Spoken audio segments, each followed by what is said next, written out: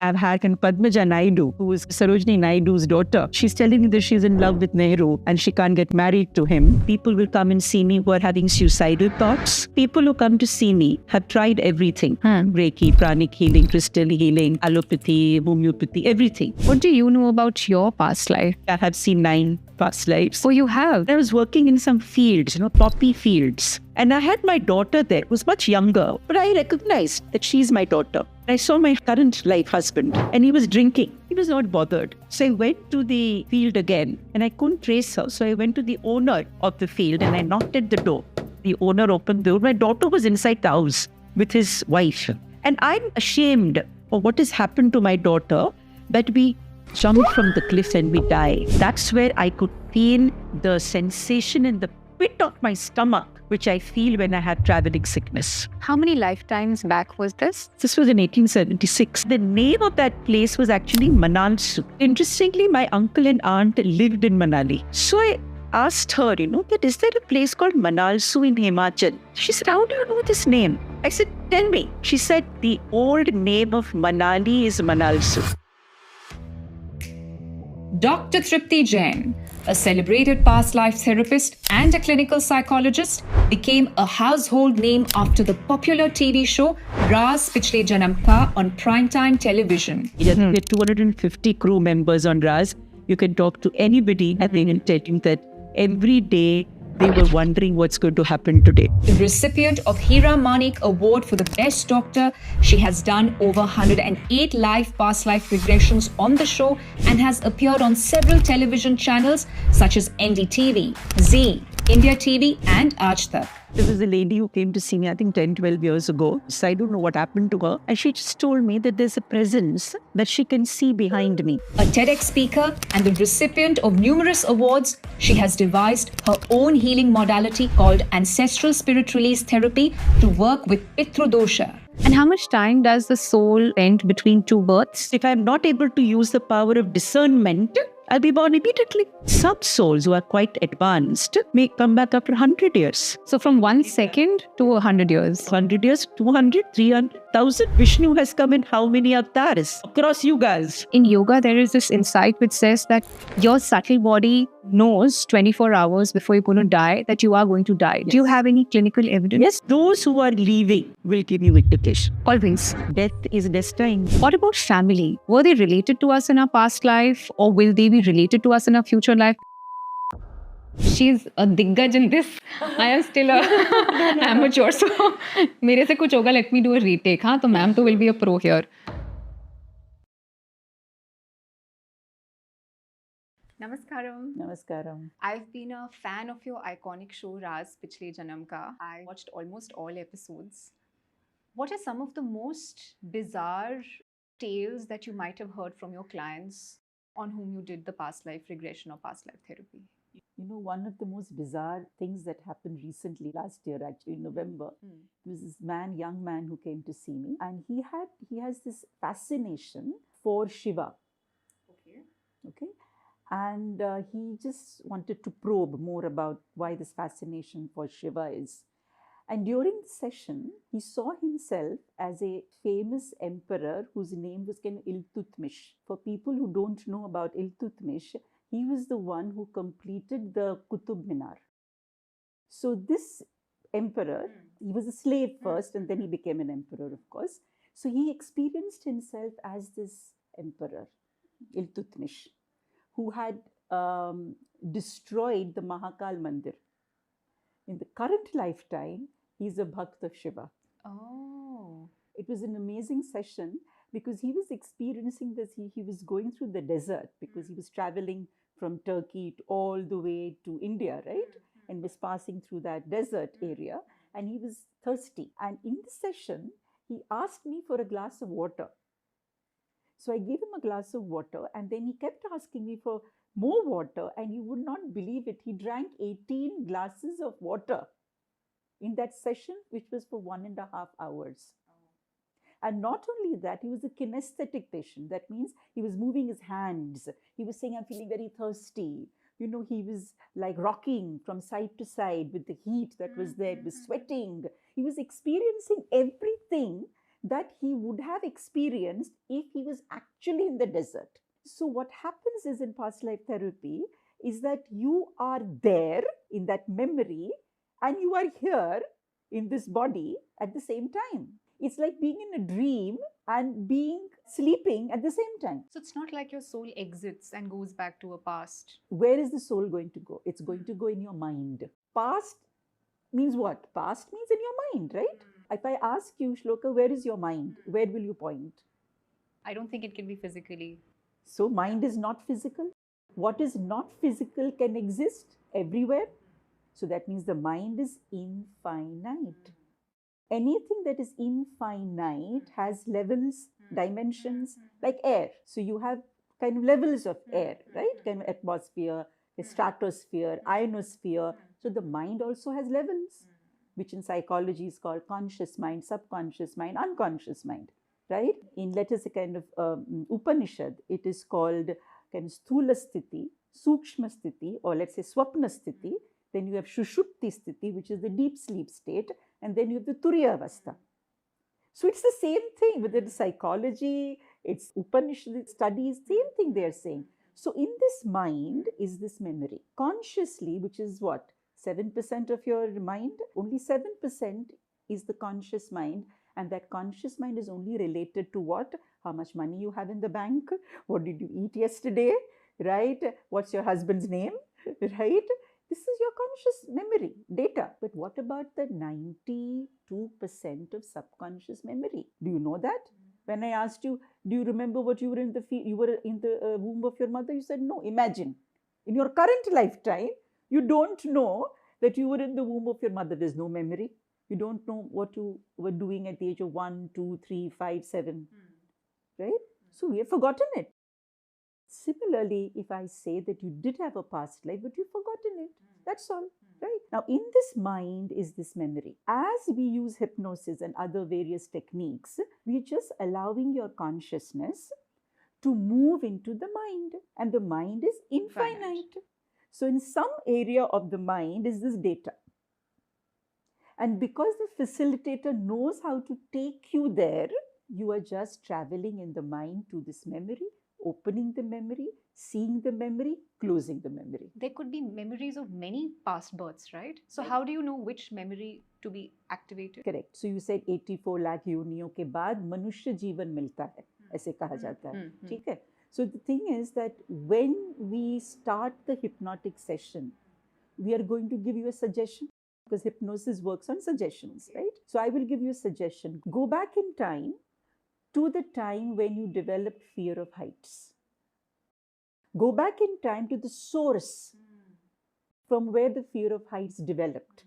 Or I may say, go back to the very first lifetime where you met your abusive husband. Or I say, go back in time to the most ancient lifetime where you learned, let us say, some skill, occult science. So the suggestion is being given to your consciousness.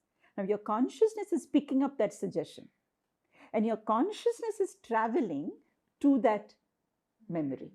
You think you are traveling. It's not you, Shloka. No. The consciousness which has no name, no rupa, no gandha, right? We know that the soul has no body, it has no taste, no smell. None of the 5 senses exist in the soul. So I'm not talking to Shloka who has 5 senses. I'm talking to that consciousness which knows where to go. And your consciousness is pure. It is only going to benefit you. Remember that.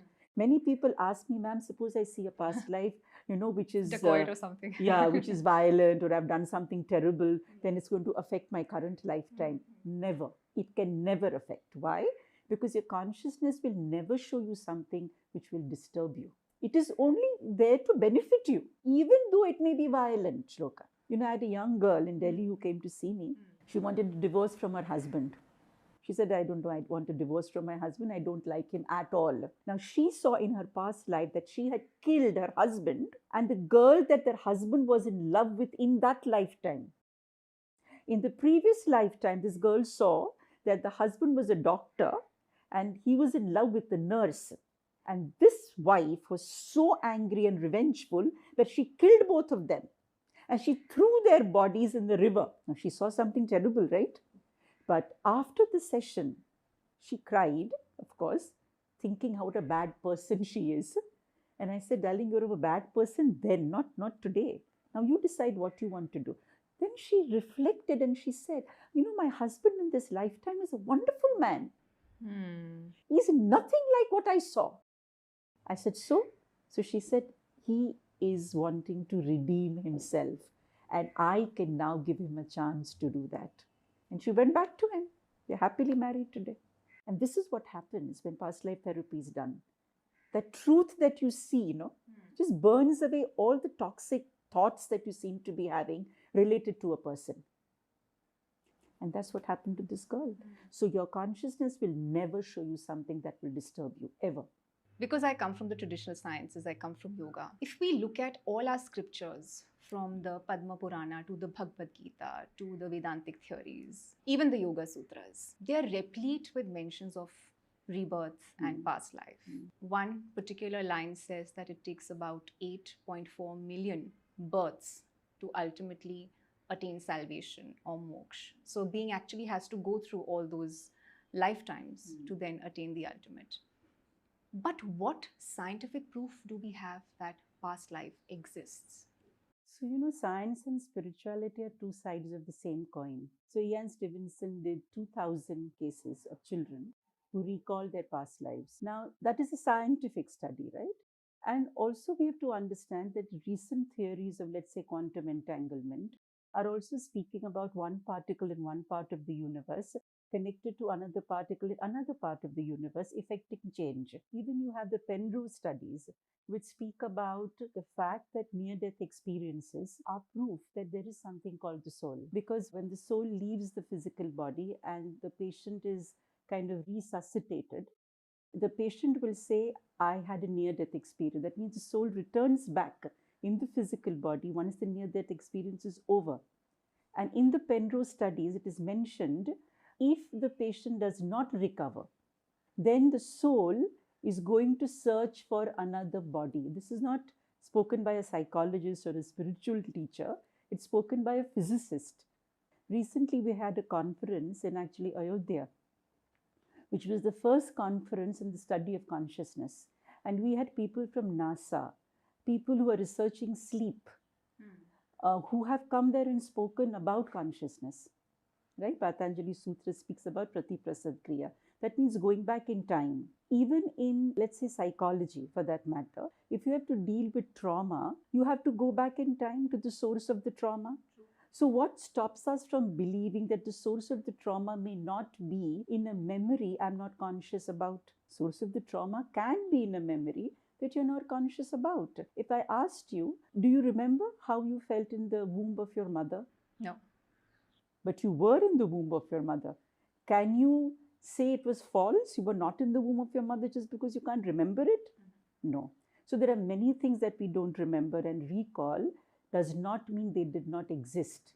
Of course they existed. Let us take the example of Shanti Devi. The first past life recall that happened with this young woman, Shanti Devi, who was a young girl who recalled her past life, the name of her husband, where she lived, and she was taken there. And she identified the place where she had lived. She identified her family members.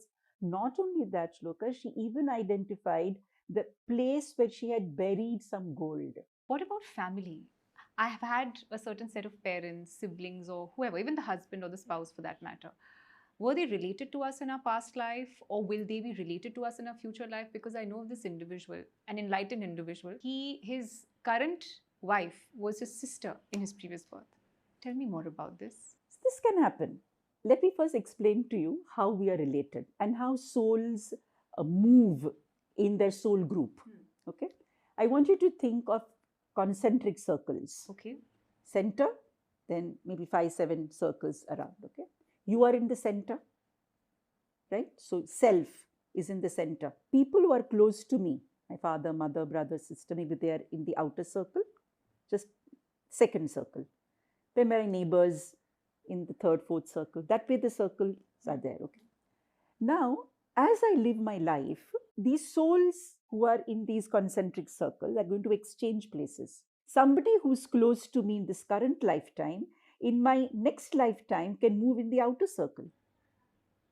because my lesson is learned with that person. Somebody who was further away from me in the outermost circle, in some lifetime may move closer, because there is something that I have to learn from this person and he decides to come closer. So the thing is, in soul groups, first of all, we keep exchanging places. Ones who are in the outermost circle can come in the innermost circle. Those in the innermost circle can come in the outermost circle. Now you're talking about, let's say, relationships. Somebody is my father today, can be my brother tomorrow. Because whatever I had to learn from my father, who was in the innermost circle, has been finished. But he's still my soul group member. But my learning with him in that intimate relationship of a father-daughter is finished. So he can become my brother. He can become my grandfather. He can become my neighbor. He can become my friend. Or he may not be related. Or he may not be there. He may not be related to me. He may be a stranger. Yes, that happens. Whom I suddenly meet at the airport. I'm in trouble. Okay. Okay. And my bags have got lost. And the stranger arrives from nowhere and helps me with my bags. Maybe he was my father in some lifetime. He's still in my soul group.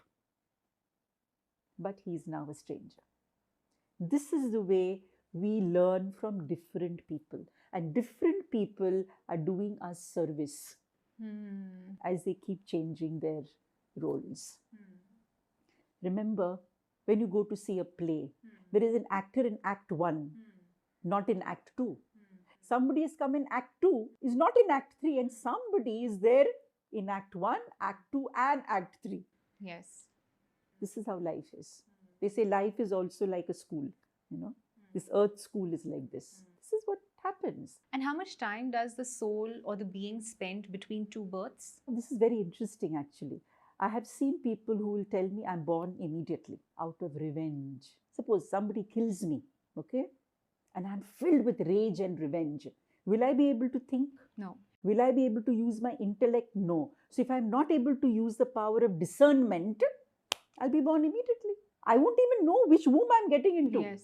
Because my idea is to get to this person. And that is why you have people who will have such rage and revenge against a person. That person even doesn't know why he's having rage and revenge towards me. Some souls will possibly be born a little later, maybe after 2-3 years. Like suppose I have lost a child and I want this child desperately back. It will take me 1 year or 2 years to get this child back, no? So the soul may return back a little later. And some souls who are quite advanced may come back after 100 years. Oh. And some may come like Lord Krishna. When there is pralaya. You know, so from Bhagavad 1 Gita, second to 100 years. 200 years, 200, 300, 1,000. Vishnu has Two come yugas in, maybe. Vishnu has come in how many avatars? Across yugas. So if Lord Vishnu could come in so many avatars across yugas, we are just mortal beings. Let's say I'm a woman today. Was I a woman in my previous birth and will I be a woman in my future birth? So gender changes How? according to lessons that you have to learn. So I'll give you another very interesting example, okay, of a man who came to see me. He did not tell me he was gay. Okay. But during the session, he experienced himself as a woman delivering a baby. And he was shouting in pain because somebody was cutting him open. So some C-section was taking place and the baby was being born. And now this baby was stillborn. And now this man was crying. Oh my God, you know, I've lost my baby, right? This experience of his, and then this woman, basically, she said, I never want to ever be a woman again. I never want to experience this pain of losing a child. So that means she's rejected the gender of being a woman. So in this lifetime, the soul has taken a male body because the soul doesn't want to experience a woman's body, because a woman's body means maybe she'll get married, she'll have children, she'll have responsibilities, so many other things, right? So it depends on the lesson and the trauma that you're carrying, which will decide on the gender that you're going to take. This also reminds me of a very sweet Buddhist story. A lot of monks during Buddha's time longed to connect with Buddha the way the women could. And so a lot of them came back as women in their next birth. Correct. What about species? If I'm a human, was I a human in my previous birth? And will I be a human, or can I be, say, a person of another species? See, your consciousness is here only for experience. Okay. आपकी चेतना यहाँ क्यों है? Only अनुभव के लिए. Hmm. And अनुभव या experience अलग अलग होंगे. अगर मैं एक पक्षी के शरीर में हूँ, अगर I am in a body of a tiger, अगर मैं एक human body में हूँ, if I'm in a stone, my experience will be different. Yes. So हमारी चेतना को क्या चाहिए? Experience. And क्यों उसको experience चाहिए? Because through experiences, the soul will gain knowledge. Okay. Of this Prithvi Loka. Right? And now the soul is not interested. Oh, मुझे यही करना है, मुझे वही करना है. It's not that. I want various experiences. So I may be a human in my current lifetime, let us say, but I am a violent human. I am an angry person. I am abusive. I am drinking. Okay? Now this human body has not been given for you to only drink and be abusive and be violent. Correct. It's been given for you for a specific reason. Because the human body has intellect. Yes. बुद्धिजीवी है ना? हम किसी पशु को बुद्धिजीवी नहीं कहेंगे, पर व्यक्ति को बुद्धिजीवी जरूर कहेंगे. True. क्योंकि आपको बुद्धि दी गई है, इंटेलेक्ट दिया गया है और आप उसका उपयोग नहीं कर रहे हैं, तो फिर इट इज बेटर कि आप पशु ही बन जाइए. So it is possible that the soul is struggling, trying to control the anger. And the soul is not able to exhaust the anger in the human body. So the soul decides to exhaust this anger completely. I better be a lion so that I can exhaust this anger, this basal emotion. Because human body में मैं नहीं कर पा रहा हूँ. So which body can help me? So animal bodies. All of these decisions are happening unconsciously, right? Unconsciously. Because consciously, who would want to become Unconsciously, an animal? Absolutely unconsciously. Most important case that ever came to me was of a woman who had piles. Okay. She never told me she had piles, okay? It was in a workshop setup, group work, so generally people don't talk about their sickness. In that session, she experienced herself as a tiger. And this tiger was in a jungle, and there was a hunter, and the hunter had bow and arrow, and the arrow went through the tiger's anus, and the tiger bled to death. After the session was over, she narrated this experience, and she said to me, "Ma'am, why did I experience myself as a tiger?" I said, "Do you have piles?" She said, "Yes, ma'am." So what was happening in that past life memory? She's not dead and entering an animal body, Shloka. It is in a past life that she's experiencing a body of an animal to exhaust her disease. That basal anger or whatever that she was carrying, which was locked in her anus, which she needed to release, she went, experienced that body of an animal, released the trauma of the arrow going through the anus, and she healed. She healed? Yes. Piles is very chronic. It's very difficult to heal it. But the trauma that she experienced was equally toxic. Maybe the trauma and the toxicity that she was carrying of anger correlated so beautifully that this went here and exhausted it. This is important to understand. आपको किसी पशु जीवन लेने की जरूरत नहीं है. कई बार through a past life session only, वो जीवन तो सामने आ गया, correct? In your past life memory, आपने वहाँ पे exhaust कर लिया. There was another young girl. She had a menstrual problem from the age of, since she got her menses at the age of 13 or 14, till she, at the age of 35, when she came to see me, she experienced herself as a fish. After the session, she told me, "Ma'am, मेरा कुछ नहीं होगा. मैंने तो अपने आप को मछली के रूप में देखा. पानी में यहाँ से वहाँ जा रही थी. मेरा तो प्रॉब्लम हील नहीं हो सकता." Even I was a little surprised कि भाई क्या होगा, है ना? After 3 months, she gave me a call and she said, "Ma'am, for the last, 18, 20 years, I have suffered this problem. And this is the first time I have got my menses only for 5 days. Otherwise, I used to get it for 20 days. And what was the reason? She didn't know what the reason was. The doctors also didn't know what the reason was. They gave her medication, but nothing happened to her. But what is the correlation with the fish? So now that's interesting, okay? I was also wondering, how did this fish help this girl? It didn't make sense to me, okay? Then I thought, where is the uterus and the ovary? In which chakra? Swadhishtan. What is the Swadhishtan chakra related to? Which tattva? Jal, water. So when she experienced herself as a fish in water, the Swadhishtan chakra realigned itself and she healed. Can you imagine how subtle this is? So the chakra system is our spiritual anatomy. Hamara chakra system is actually spiritual anatomy. If you work with the chakras in a manner in which a doctor works with the organs, definitely healing can take place. This was my learning from this patient. How did she heal? I could not understand this. But then I thought, there has to be a reason for this. Then I went to the chakra system. I saw the tattvas of every chakra. Where is the organ based? And I said, oh, the Jala tattva got realigned. Today, it's been years now, maybe 8-9 years. She's absolutely fine. She became a therapist. She learned. Now she's helping others. Yeah. What do you know about your past life? During my 30 years of experience, I think I have seen 9 past lives. Oh, you have? Yes.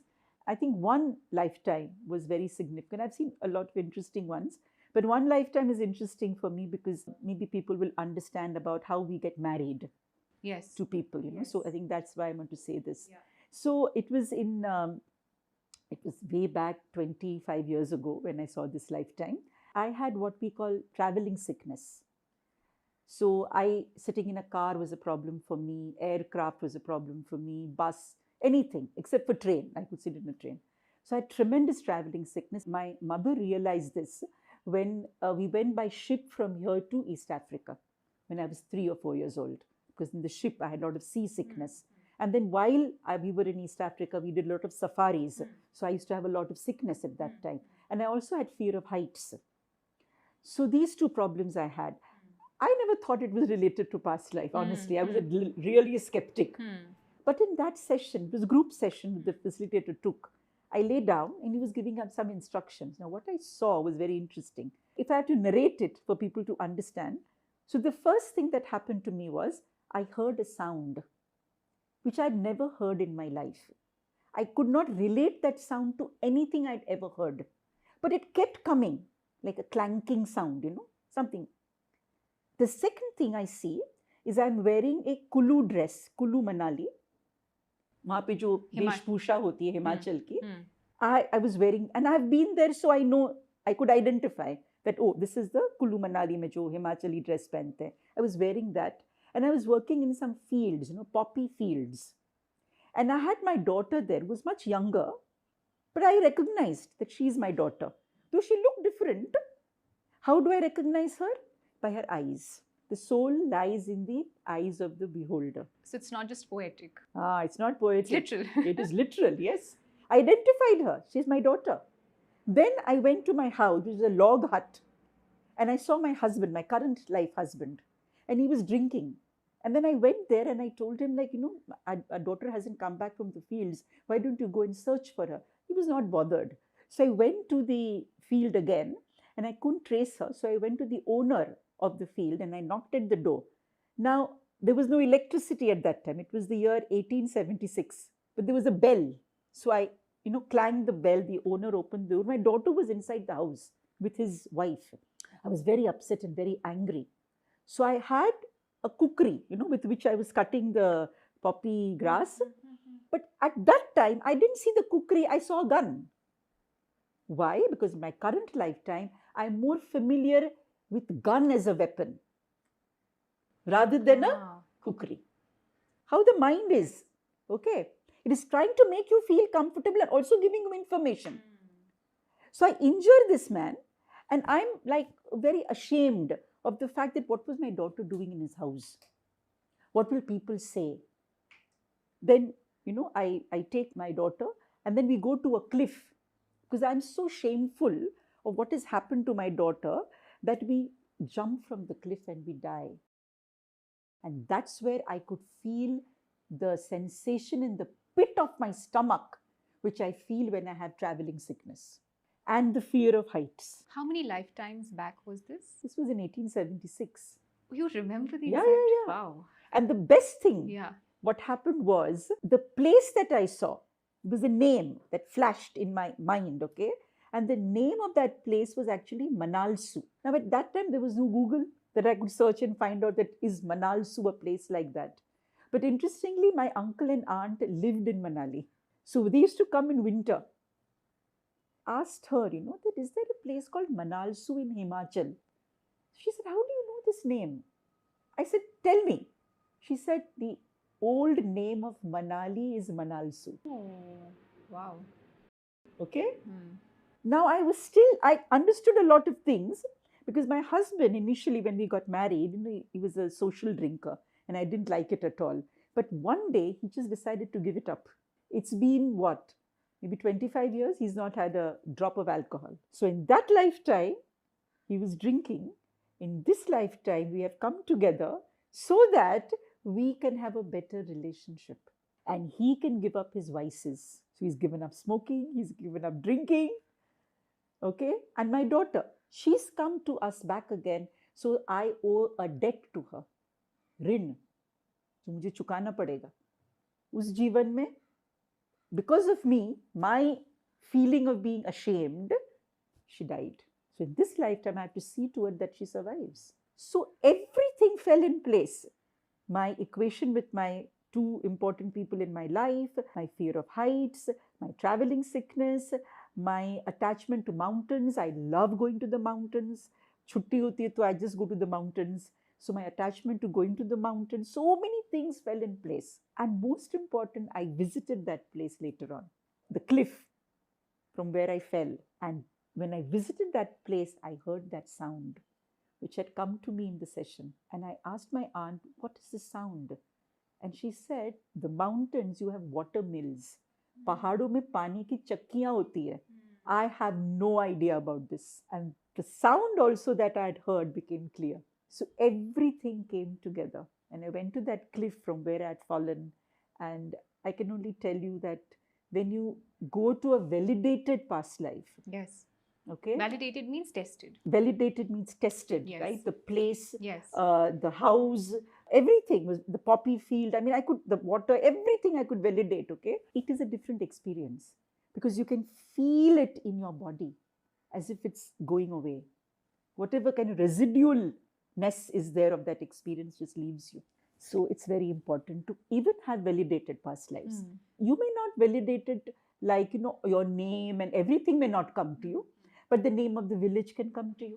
The event, like a war, that can be actually validated, that can come to you. Sometimes temples, kind of sites which are, let's say, of forts and temples and historical places, and what happened there in that era, if that is valid, that can come to you. Many people can get some amazing validations. That is important. I personally feel that some validation, if you get, your belief becomes stronger. Yes. So who is a candidate for past life regression or therapy? So somebody who has a repetitive problem. That's the first thing I will ask. It's not somebody. for everyone? No, it's not meant for everybody. No. People who come to see me have tried everything. Reiki, pranic healing, crystal healing, allopathy, homeopathy, everything, okay? Exhausted. Now they feel problems not going. Sometimes through homeopathy, allopathy, problem can go away. Great, wonderful. But if it's not going away, what does the person do? He starts working with any modality which is to do with energy healing, like Reiki. Suppose it doesn't go with that also, then they'll come to you. So anything that is repetitive first, anything that is somewhere disturbing you. If you're coping with it, dealing with the problem, you won't come.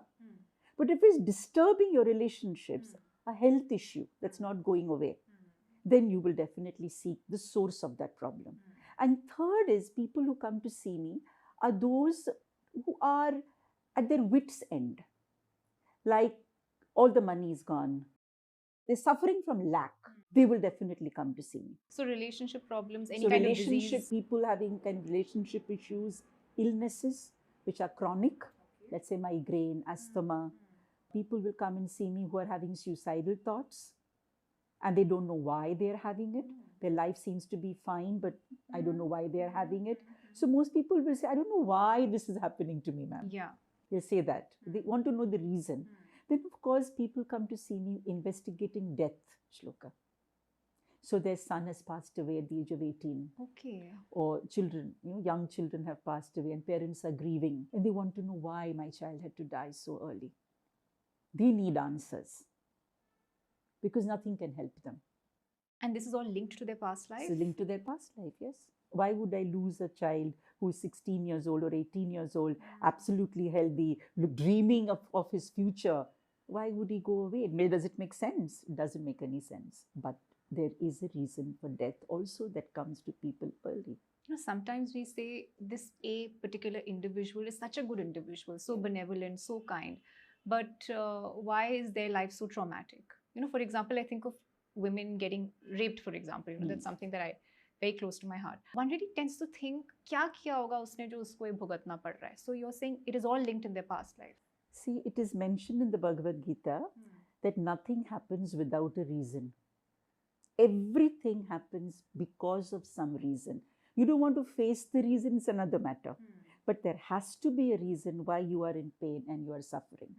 Like you said, somebody is a wonderful person doing charity work, okay? But he's having an illness, let us say. And that person says, मैं इतना अच्छा करता हूँ सबके लिए, मेरे साथ ही बुरा क्यों होता है? He'll say like that to you, okay?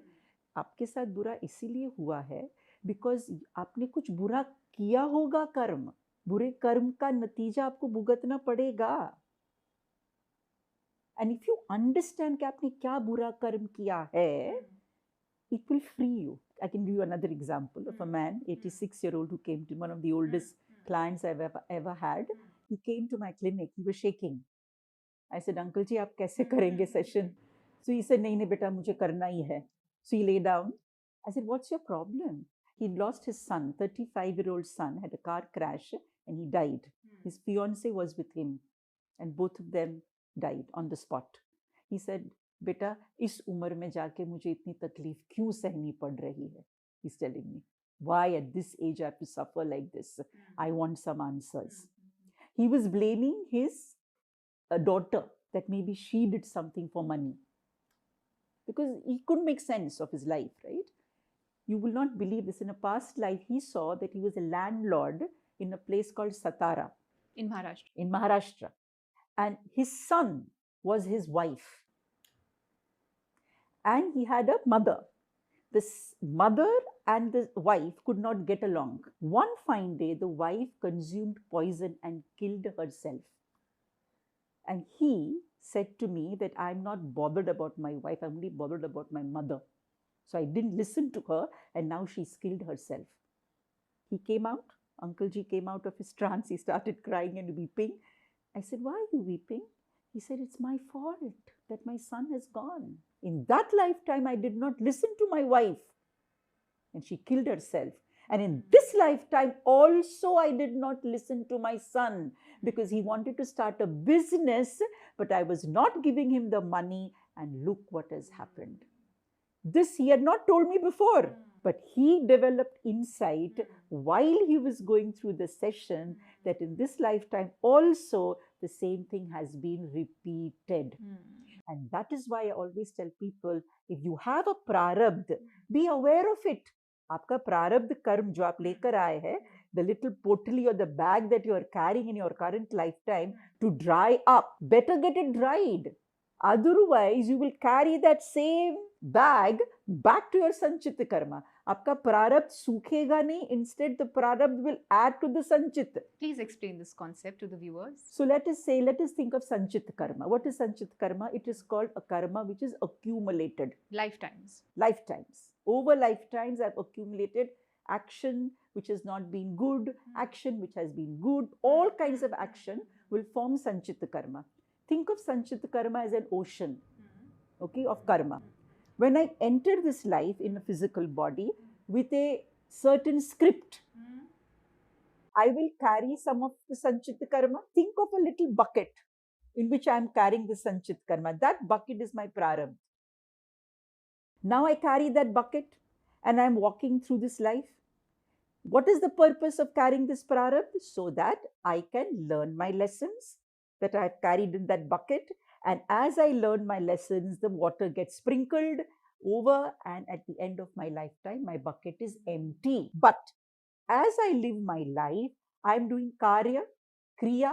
It's called kriya man karma. So as I'm doing the karya, somehow I'm not doing the right kriya. My karya, my action, my karma in my current lifetime is not right. So it's adding to the prarabdha. So by the end of this current lifetime, if I'm unaware, my prarabdha is overflowing and it adds to my Sanchita karma. Now the size of the bucket is very important, Shloka. Everybody will not carry the same size of bucket. True. Correct? Yes. If a soul is refined, purified, has had thousands of lifetime and has understood the karmic cycle, Okay. right? I may come only with a teaspoon. My Sanchit is dried. So my prarabdha is a teaspoon. Right? Let us take in Vivekananda, Yogananda, so many wonderful Crystalline consciousness. saints, right? Highest consciousness. They have come in a physical body. So some karma they have come with. It's only a teaspoon. But people like us possibly have a bucket size, right? Now there are some soul, Shloka, who are, not mature enough. They say, I'll do it. मैं कर लूंगा. ऐसे कई souls होते हैं, मैं कर लूंगा. They take more than they can digest. So they carry a huge bucket. They are not going to be able to do the work, but not able to listen, not understanding. They carry a big bucket. And that is how they suffer. Because they are not prepared to carry that load of prarabdha, but they are saying, I'll do it. And they come and they suffer. Now, these are the souls that will start doing some charity. They are suffering. But somehow, some awareness has crept into them that, भाई मुझे कुछ करना पड़ेगा, कुछ अच्छा करो, है ना, कुछ पुण्य मुझे कमाना है. तो ये souls है जो पुण्य कमाने के लिए ये सब चीजें करते हैं. They are suffering. They are single. They are not able to get married. They don't have children. Parents have died early. Their money is, kind of drying up. But they are still suffering because their bucket is so much. उनको ज़्यादा charity करनी पड़ेगी.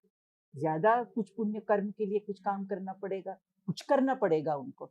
Otherwise, the prarabdha will continue. So, how does a regular person dry up their karma by getting into charitable work? You can do many things. You can first be good, speak good, right? First, see, when a person starts on this path of spiritual awareness, the first thing is you work on action. It is the easiest to work upon. Correct? कि आप सुबह अच्छी तरह से उठो, भगवान का नाम लो, अच्छा खाना खाओ, सात्विक गुण अपने अंदर डेवलप करो. ये आसान है करना. Look after your physical body, go for jogging, walking, do yoga, pranayam, have good friends around you. This is action. Most people will start with this. Even the doctor will tell you, eat good food, go for jogging, do exercises, right? Then they'll attend these Zoom classes, they get some knowledge. Then you have to work on emotions. It's difficult. I'm doing everything, but yet I'm having anger. So the second step is you work on emotions. Your what we call shadripu, lobh, moha, madhamatsarya. So work on all this. Then you can work on thoughts. If somebody tells me work on your thoughts first, that person cannot become thoughtless. He cannot become thoughtless. So this is the process of moving into a thoughtless or mindful state. Where you start working on action, then working on emotion, then working on thought, and then entering a mindful sattvic state where you have this feeling that you are a spiritual being. So you start first thinking of yourself as a physical being, doesn't matter. And as you start working, you will move to the process of feeling you are a spiritual being. So even if my life is, going awry, internally I'll have that inner stability and maturity to deal with it consciously. Am I right? Yes. And ensuring that I have a better rebirth, Yes, a better absolutely, life ahead. absolutely. Yes. Because when you start working at your thought level, it's the subtlest level. Yes. Now, when you start working with your thought level, your physical reality will start changing first. Then your swapna sthiti will start changing. You will have a rested sleep. In the morning when you wake up, you have the ability to say God's name because you have rested, right? Your thoughts are also going to be pure and loving, caring, kind words are going to come out of your mouth, right? And this is the path that's going to lead you towards possibly sannyasa in time to come. So this is how I tell all my patients, Even after doing past life therapy, I will guide them and tell them that now is the process that you have to take to becoming a more mindful person. Okay, you got your answers. You've also taken a lot of celebrities through to past life. Could you name a few? So Shekhar Suman, of course. Yes. Then Selina Jetli, then Renuka Shahane, Shakti Kapoor, many. Chunky Pandey. Yeah. Any outside of the show? Yeah, outside of the show, Renuka Shahane. Okay. Shekhar Kashmira Suman, Shah. I remember, was a part of the show, right? Shekhar was part of the show, yeah. So can Kashmira Shah, Okay. Renuka Shahane, many have taken actually. Okay. Yeah. Okay. I think it lasted for about 2 seasons. Yeah, 2 seasons. The show. What did you sort of learn from that phase of your life? One thing I definitely learned was that you believe you do a lot of things yourself, but it's untrue. Okay. That show taught me that I couldn't have regressed 108 people, Yes. one Wow. after the other, without some help from a higher source. It's not possible for me to do that. And every day, doing 2 sessions, morning and afternoon, morning and afternoon, morning and afternoon, and hardly eating anything because I had to be alert and aware, obviously. And, I could sense a presence with me, helping me to ask these questions. And my physical body would be tired, sitting on that chair and continuously, like getting stressed because they would tell me that, every episode is going to be 8 lakh rupees. So it better go well. I mean, I would say, yeah, okay, because I never met these people before. They came for the first time on the set. So it's 20-25 minutes with that person. And then I have to take that person on the bed and do the session. I'm not giving them any practice or asking them to rehearse, nothing, right? So I would feel that presence. Each session would take how long? About 4 hours, 4-5 hours. Oh, one session would take about... So it would take 3 hours for me to do the session, and then there'd be pre-talk and all that stuff that would happen. But it would be nearly 4-5 hours before I take a little break of half an hour, then do the next session again. And it would take how long for the individual to enter about that state? 30 minutes. 30 minutes. Yeah, 25-30 minutes. Then it became lesser and lesser as I got better and better with them. But yeah, I truly believe that no human being, this is not a human feat.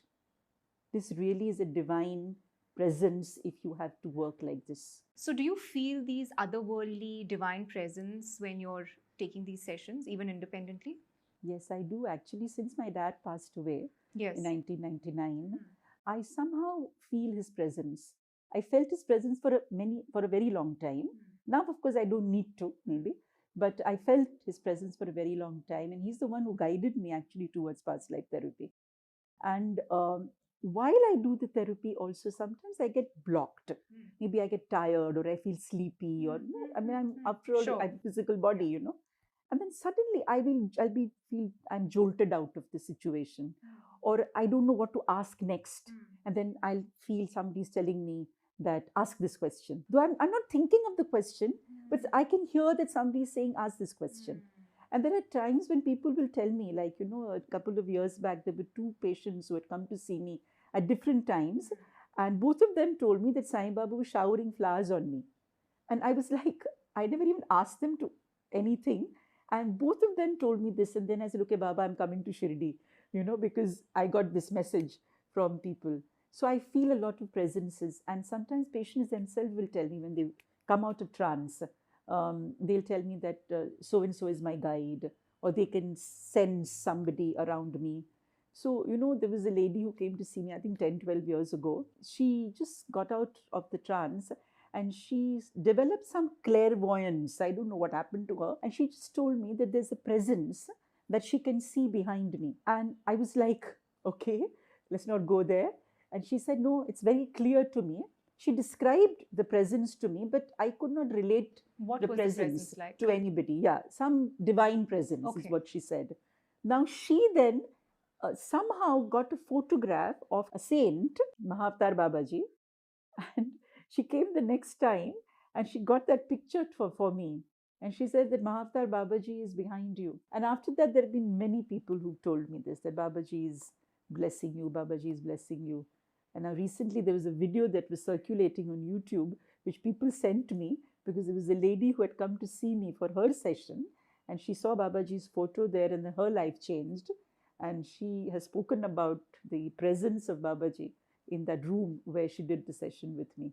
But I believe that, yes, for me, I think it's my father because he is my friend, philosopher and guide. And I have seen his astral self when he passed away. And I know that there is an astral body. What is an astral body? So an astral body is sukshma, man is subtle body. Okay. Yeah, it's just nothing but a subtle body. Okay. So somebody who has, let us say, an out of body experience. Correct. Out of body means the body ke bahar. Okay. Out of the gross body. So when you move out of the gross body, what is moving out? The astral body, the sukshma sharira. Okay. And then the sukshma sharira will look at the physical body and say, oh my God, I'm not in the physical body, and get back into it. Even in your dream, you experience your astral body. In our dreams, do we also experience past life? Because we have these visions like, why am I seeing this person again and again? I go to a place, I've seen this place before. Correct. Yes. What is a dream? Unfulfilled desires. No, a dream is happening in your mind only. Right. It's not happening somewhere else. Correct. Right? So when I go to sleep, you must have experienced this. When you go to sleep, are you aware of your physical body? Most of the times? Yes. Most of the times, are you aware of your physical body? How your legs are, how your head is the pillow to your left or to your right? No. You're unaware of your physical body in sleep. Yeah. Okay. How much money you have in the bank, you know, when you go to sleep? No. What is your name? Even that you've forgotten. Yes. Okay. So your physical body is forgotten. But you are dreaming. Means you are not dead, right? Your body is sleeping, not you. Please understand. So now the astral body moves out. See, my consciousness needs a vehicle to travel. Agreed? Yes. My consciousness needs a physical body to travel in this material world. Correct. But in the astral world, my physical body cannot go. So I need another vehicle. And that vehicle is my astral body. So my swapna sharir is my astral body. Sometimes in your sleep, you're sleeping, you're dreaming, and you're aware that you are dreaming. Yes. As if you're in two places at the same time. Correct. Yes. Correct? Yes. So who is in two places? Is Shloka in two places at the same time? No. Your consciousness, your soul is in two places at the same time. That means if the soul is in two places at the same time, can it be in multiple places at the same time? Can it be experiencing multiple dimensions at the same time? Yes, it can. If it can experience 2, it can experience 10. That's how the multiverse is. The entire multiverse, as you call it, right? Parallel realities. My soul can experience parallel realities at the same time. So in my sleep, I can experience a past life. Now I'm experiencing my body. I'm experiencing my swapna sharir. And I'm experiencing my past life body. All happening simultaneously. That is why they say the past, the present, and the future is simultaneous. There is nothing like the past. Actually. Yes. Everything is in the present. And in yoga, there is this insight which says that your subtle body knows 24 hours before you're going to die that you are going to die. Yes. Do you have any clinical evidence? Yes, of absolutely. That? Yes. So just recently in Pune, father who came to see me, his son passed away in a bike accident. Okay.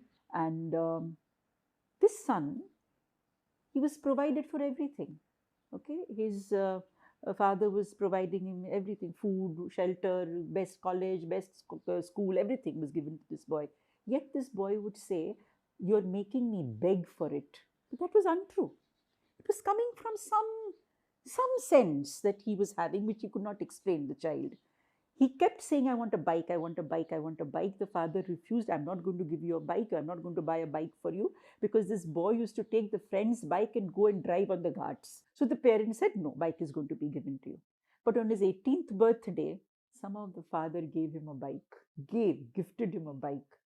And very soon, some time later, he started giving indications to his parents that he is going to go. He would go on the ghats in the middle of the night, 1 o'clock, 2 o'clock, 3 o'clock, alone, rash driving, Okay. Parents kept getting this indication. He kept saying, एक ही life है मेरी, तो I want to enjoy. मैं तो enjoy करूंगा. Mummy कुछ भी हो जाए, मैं तो enjoy करूंगा. उन्होंने बोला बेटा enjoyment का मतलब ये नहीं कि आप risk लो. नहीं मम्मी कुछ नहीं होता, कुछ नहीं, अगर होगा तो होने दो. This kept on happening for nearly about 20-25 days, and post that, in the middle of the night, he left with his bike. His parents used to always lock the door, the main door, in the night, hide the key so he can't take the bike in the night. And that fateful day, they forgot to lock the main door. And he left. His bike crashed and he died. So people can give you indications by the way they speak to you, by the words they speak to you. Sometimes I remember there was a lady, a doctor who came to see me, and speaking about his wife, he was telling me that his wife, before she passed away, that last 1 month, she kept telling her husband, मेरे cupboard में इतने सारे कपड़े, हटाओ इनको निकालो. And he started giving away the clothes. Then बर्तन थे किचन में, इतने सारे बर्तन क्यों हमने रखे हुए, थोड़े दे दो. And the husband said, what are you doing? Why are you giving? I'm emptying everything before I leave, she said. He said, I didn't pay attention to what she was telling me. But after she passed away, all her words started coming to me. I'm leaving. I'll be leaving soon. और मैं उसको ऐसे ही उड़ा देता था मजाक में. But actually, she left within a month. So those who are leaving will give you indication. Always. Always. Some indication will be given to you. You have to be sensitive to what they're saying. Even if it is an accident or a suicide? Yes. I mean, suicide, yeah, but accident? Yes, they will. They will give you an indication. Like this boy. She kept repeating things that he was not supposed to do. It could have been an indication to his parents that something is going to go wrong. But then that is the prarabdha. Death is destined. आप कितनी भी कोशिश करो, आप मृत्यु का वो पल हटा नहीं सकेंगे. It's not possible. And where does all this end? Because it's maddening to think now you keep coming back over and over and over again, which is why I actually took yoga, because I got to know of a concept called Mahasamadhi, or the motion. I said, I feel old internally. I want to just, go. Yeah. But if you feel old internally, that's great. Maybe you'll become again Bodhisattva at the gates of heaven or hell, guiding people. You will continue to exist. Yes, as consciousness. As consciousness. Maybe not in the physical body, maybe without a physical body. But that can never go. But the consciousness. that consciousness cannot dissolve. Nothing can dissolve, right? It can reduce its intensity. Okay. It can reduce its amplitude. Okay. Yeah? You can be just born as a flower that blooms and gives fragrance. That's it. Stillness. But you will exist in some form. Your amplitude and frequency can reduce. You may be formless, but you will exist some way. If I have to ask you, where is the smallpox virus? Is it gone? Extinct? But it's not visible today. It's dormant. So some souls become dormant, like the smallpox virus. Will it come again? Yes. In some time or the other, that virus will become active. Subtle to gross, gross to subtle. That is the transformation. Thought to matter, matter to thought. That's how life is. You will continue to exist in some way. That truth cannot change. Your show Raaz Pichle Janam Ka, is it going to be back? I really hope it is back in some way. Well, I don't know. Raaz is not going to be back, obviously, because it was with a different channel, and the logistics were different. But we are working on a new show, and we've already shot pilots for the show. 4 pilots have been shot, and we are waiting for somebody to pick it up the way we want to do it. There are people who will say compromise in unethical ways, because television sometimes has unethical ways also. Raaz was not staged, right? Absolutely not. Nothing was staged. I think we had 250 crew members on Raaz. You can talk to anybody and they will tell you that every day they were wondering what's going to happen today.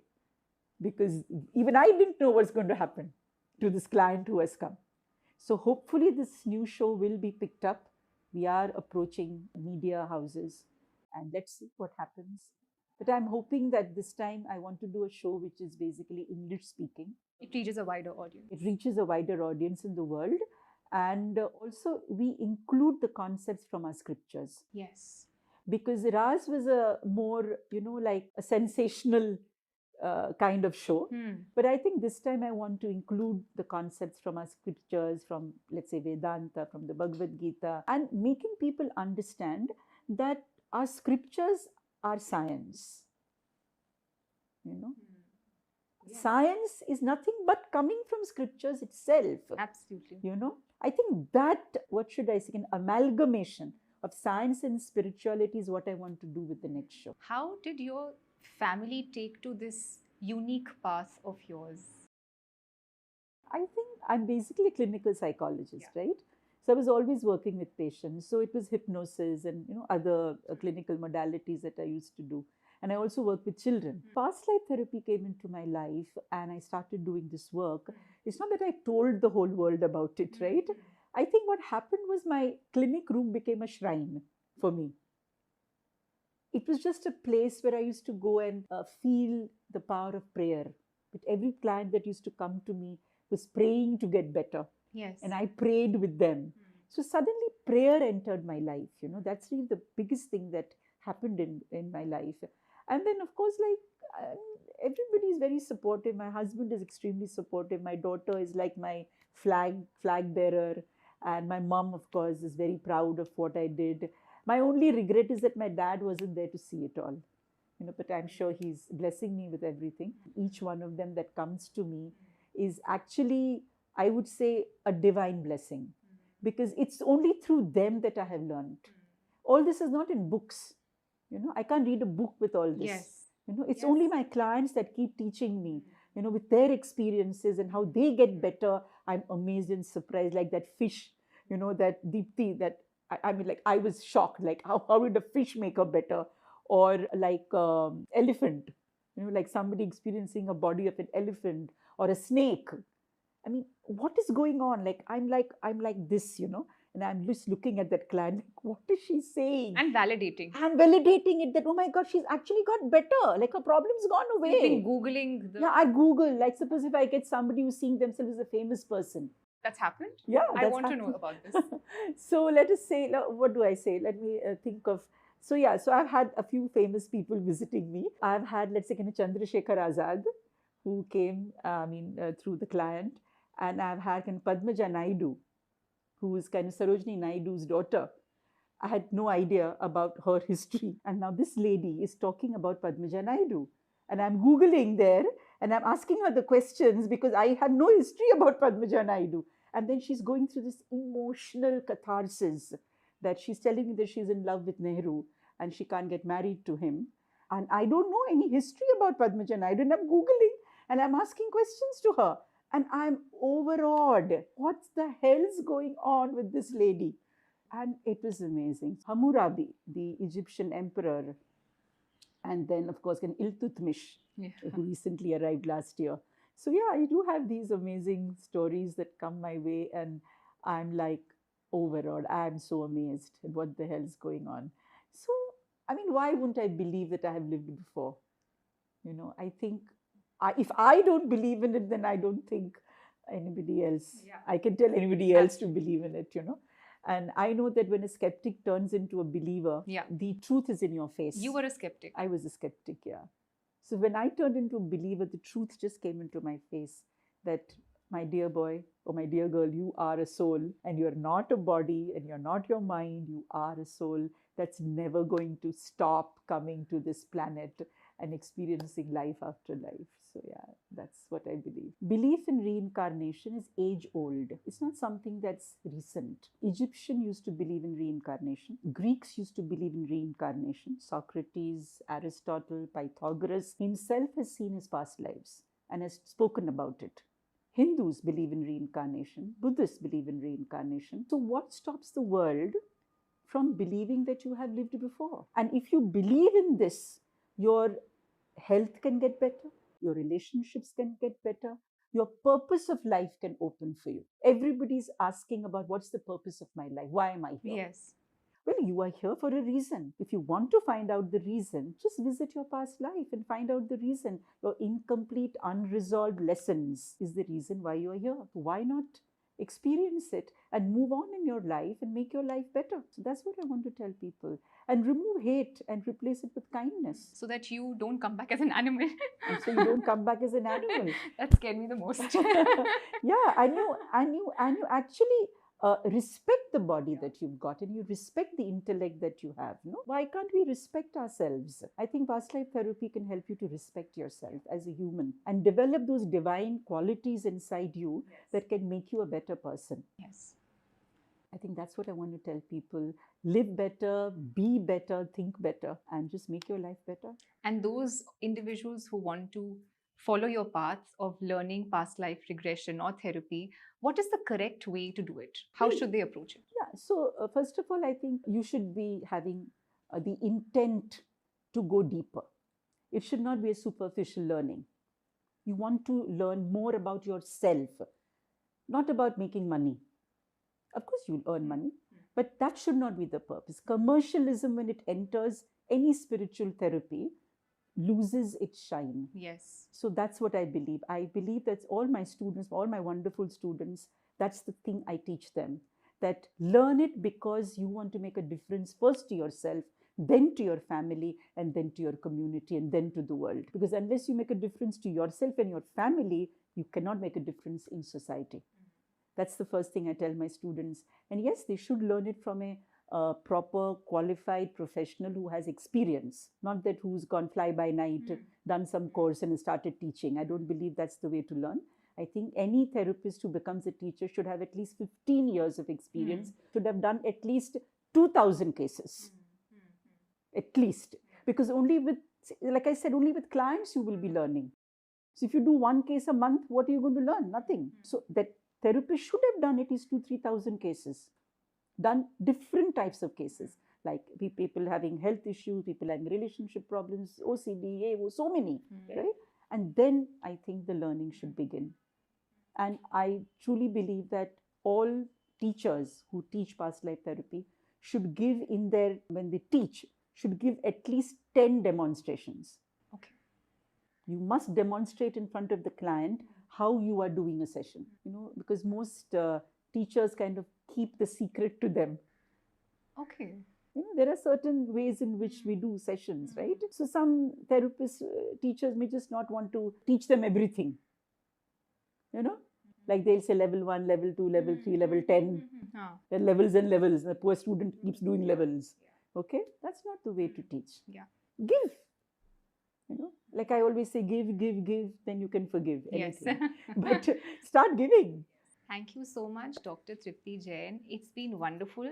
Since the time I interacted with you over the phone call, you exude so much love, warmth, and are so motherly. Honestly. It is wonderful. Thank you so much, and it's been a pleasure. Thank you. Appreciate it. Thank you. Namaskar. Namaskaram. I hope this podcast has added value to your life. In case you'd like to be a part of our online and in-person yoga, diet, and spiritual programs, you can join our WhatsApp group below, where we post all our upcoming programs and give free tips on health, diet, and lifestyle.